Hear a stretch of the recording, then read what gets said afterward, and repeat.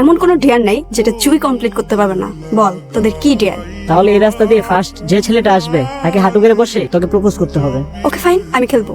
জুই হার মানার মেয়ে না। I love you. আপু আমাকে বলতেছেন? তোমাকে বলতেছি, এত সুন্দর একটা মেয়ে তোমাকে প্রপোজ করলো আর তুমি এইভাবে ইগনোর করতেছো। সুন্দর মেয়ে কোথায়?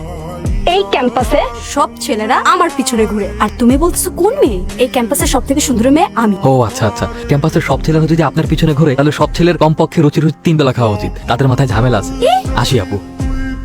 আরে তোরা সবসময় আমাকে দেখে এমন করিস কেন? আরে ভাই, কার সাথে কিভাবে কথা বলতে হয় তুই তো সেটাও জানিস না। তোর এই ঠুটকারি স্বভাবের জন্য ভার্সিটির সবাই তোর উপর বিরক্ত। আমি তো কখনো মিথ্যা কথা বলিনি, আমি সবসময় সত্য কথা বলি। সেটা কি আমার দোষ?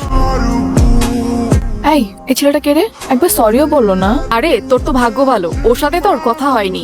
কখনো কাউকে ভালো কিছু বলেছে বলে তো আমার মনে হয় না, আর এজন্যই ভার্সিটি কি ওকে পছন্দও করে না। খুব ইন্টারেস্টিং কিন্তু। দেখলাম ক্লাসে একা একা বসে, কেউ সাথে কথাও বলে না। হ্যাঁ, কিন্তু ভুলে কথা বলার বা ফ্রেন্ডশিপ করার চিন্তা তুই মাথায় আনিস না। সবাই ওকে ইগনোর করে, তোরও উচিত ওকে ইগনোর করা। আর এমনিতেও আমার মনে হয় না কোনো মেয়ের প্রতি ওর আকর্ষণ আছে বলে। হ্যালো, জি আমি। আমার কলমটা পড়ে গিয়েছে, তো কি হয়েছে? তো উঠিয়ে দিন। আমি কলম উঠাবো? আমাকে কেন উঠাতে হবে? আরো তো অনেকেই আছে, তাই না? ইয়েস স্যার, আমি জানি ক্লাসে অনেক মানুষ, কিন্তু আমি চাই কলমটা আপনি উঠান।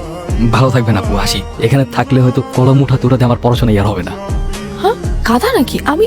আপু, এই গাধার বাচ্চার নাম্বারটা দিত, ওর লাইফ আমি হেল্প করে দিব। ঠিক আছে, লে। হ্যালো, আসসালামু আলাইকুম। কে? আমি তা তো জানি, কিন্তু কে আপনি? আমার পরিচয় জেনে আপনার কি হবে? আপনি আপনার পছন্দ মতো আমাকে একটা নাম দিয়ে দিন না। আশ্চর্য, আমি তো আপনাকে চিনি না, নাম কি করে দিব? চেনেন না চিনে যাবেন, কথা বলতে থাকেন, আস্তে আস্তে এমনিই চিনে যাবেন। আমি একজন অপরিচিত মেয়ের সাথে কেনই বা কথা বলবো? কারণ পরিচিত কেউ তো আপনার সাথে কথা বলে না। বাবা ডেকেছো? তুমি নাকি বডিগার্ডদের তোমার সাথে ভার্সিটিতে যেতে নিষেধ করেছো?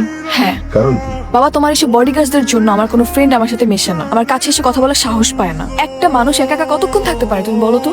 অনেক তো হয়েছে বাবা, অনেক হয়েছে। আমাকে এই চার দেয়ালের মধ্যে অনেক বন্দি করে রেখে আমি তো বড় হয়েছি, এবার একা ছাড়ো। চার দেয়াল বলতে তুমি কি বুঝাচ্ছ? তোমাকে তো আমি বন্দি করে রাখিনি, না তো তোমাকে কোথাও যেতে নিষেধ করছি। আমার মেয়ের লাইফ যাতে রিস্কে না পড়ে এই জন্য বডিগার্ড রেখেছি। আর বডিগার্ড রাখাটা আমাদের পারিবারিক রীতি। কাল থেকে তুমি বডিগার্ড নিয়ে ভার্সিটিতে যাবে, এটা আমাদের পারিবারিক রীতি। কিন্তু বাবা, তোমার এসব বডিগার্ডরা সেদিন একটা লোককে নির্মম ভাবে মেরেছে, বিনা দোষে। কারো গায়ে এভাবে হাত তোলা রাইটস কারো নেই বাবা। বিনা কারণে